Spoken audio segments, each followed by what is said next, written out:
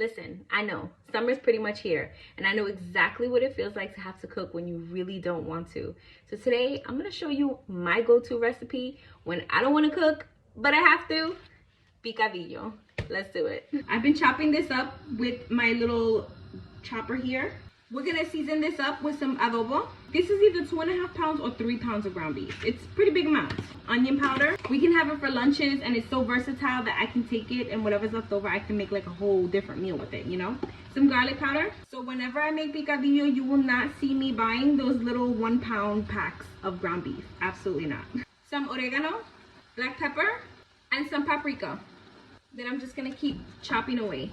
I have my heat on about medium high. I'm just gonna let that get nice and browned up while I chop up some of my veggies. In here I have about half of a small onion, I have half of a small red bell pepper, and half of a small green bell pepper.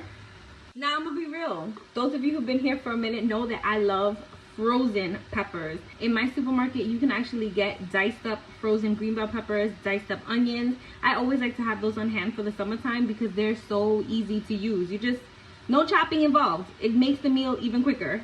I say it all the time, don't be scared of the freezer section, okay? Let it help you, especially in the summer. I have 2 cloves of chopped garlic here that I'm gonna throw in, and some sofrito, about a tablespoon. A really big tablespoon. Now everybody makes their picadillo differently. I like to go in with a little bit of tomato sauce.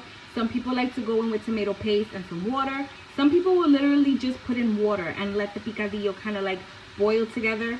I don't like to do that. Since I have about 3 pounds of ground beef, I'm gonna need this whole can. I just put about 2 cans full of water in there.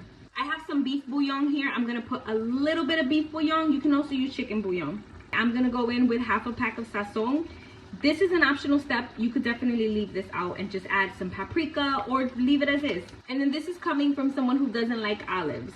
They are necessary in my opinion. If you don't like them, you can always leave them out. It is an optional step, but I feel like there's a flavor that it gives and it needs it. When it's not in there, I feel like something's missing. It's strange, I can't explain it, but trust me. This looks fantastic. We are gonna bring her down to low and we're gonna put a lid on it, but we're gonna leave a little bit of space for venting. If your lid has a vent hole, then you don't have to do that, but mine doesn't. So I just put it to the side a little bit. That way the sauce can start to reduce down and everything can get nice and thick and delicious.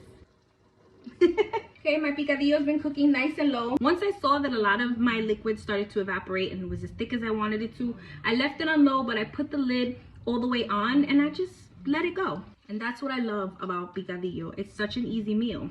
Put it all in the pot and just let it cook on its own. Let's taste this. Look at that. Wanna bite first? Go ahead.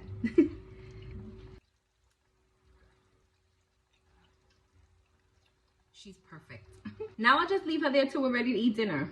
Serve it up over some white rice, over some lettuce, and make like a nice little bowl with it. Scoop it up with some Tostitos. That's my favorite way to eat it. Picadillo is definitely a fan favorite in this house, and this mama is very grateful for that.